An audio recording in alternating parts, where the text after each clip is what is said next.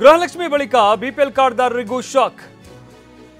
ಆದಾಯ ತೆರಿಗೆ ಪಾವತಿಸುವವರ ಬಿಪಿಎಲ್ ಕಾರ್ಡ್ ಅನ್ನು ರದ್ದುಗೊಳಿಸಲಾಗಿದೆ. 10,000 ಫಲಾನುಭವಿಗಳ ಕಾರ್ಡ್ಗಳನ್ನು ರದ್ದುಗೊಳಿಸಲಾಗಿದೆ. ಬಿಪಿಎಲ್ ಕಾರ್ಡ್ದಾರರು ಪಡಿತಾ ಇದ್ದಂತಹ ಸೌಲಭ್ಯಕ್ಕೆ ಕತ್ತರಿ ಹಾಕುವಂತ ಕೆಲಸವನ್ನ ಸರ್ಕಾರ ಮಾಡ್ತಾ ಇದೆ.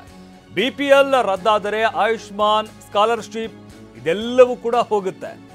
ಸಿಎಂ ಪರಿಹಾರ ನಿಧಿ, ನರೇಗಾ ಯೋಜನೆ ಸೇರಿದಂತೆ ಹಲವಾರು ಯೋಜನೆಗಳಿಂದ ಸಿಗುವಂತಹ ಫಲ ಏನಿದೆ ಅದೆಲ್ಲವೂ ಕೂಡ ಕಟ್ಟಾಗುತ್ತೆ. ವೈಯಕ್ತಿಕ ಕಾಮಗಾರಿಯನ್ನ ಕೈಗೊಳ್ಳೋದಕ್ಕೂ ಕೂಡ ಆಗೋದಿಲ್ಲ. ಗೃಹಲಕ್ಷ್ಮಿ ಬಳಿಕ ಬಿಪಿಎಲ್ ಕಾರ್ಡ್ದಾರರಿಗೂ ಕೂಡ ಈಗ ಶಾಕ್ ಎದುರಾಗಿರುವಂಥದ್ದು. ಹಲವಾರು ಕಡೆ ಅಂದ್ರೆ ಈಗಾಗಲೇ ಮಾಜಿ ಸಚಿವ ಸುನಿಲ್ ಕುಮಾರ್ ಕೂಡ ಈ ವಿಚಾರಕ್ಕೆ ಸಂಬಂಧಪಟ್ಟಂತೆ ಮಾತನಾಡ್ತಾ ಇದ್ರು. ಸುಮಾರು 11 ಲಕ್ಷದವರೆಗೂ ಕೂಡ ಬಿಪಿಎಲ್ ಕಾರ್ಡ್ಗಳನ್ನು ರದ್ದುಪಡಿಸಲಾಗಿದೆ. ಯಾವ ಸರ್ಕಾರವೂ ಕೂಡ ಇಷ್ಟೊಂದು ಪ್ರಮಾಣದಲ್ಲಿ ಬಿಪಿಎಲ್ ಕಾರ್ಡ್ಗಳನ್ನು ರದ್ದುಪಡಿಸಿರಲಿಲ್ಲ ಅಂತ ಸರ್ಕಾರದ ವಿರುದ್ಧ ವಾಗ್ದಾಳಿಯನ್ನು ನಡೆಸಿದ್ರು. ಅದೇ ರೀತಿಯಾಗಿ ಸರ್ಕಾರ ಈ ಬಿಪಿಎಲ್ ಕಾರ್ಡನ್ನು ರದ್ದುಗೊಳಿಸ್ತು ಅಂತಂದ್ರೆ ಅವರು ಸಾಕಷ್ಟು ಯೋಜನೆಗಳಿಂದ ಅವರು ಹೊರಗುಳಿತಾರೆ.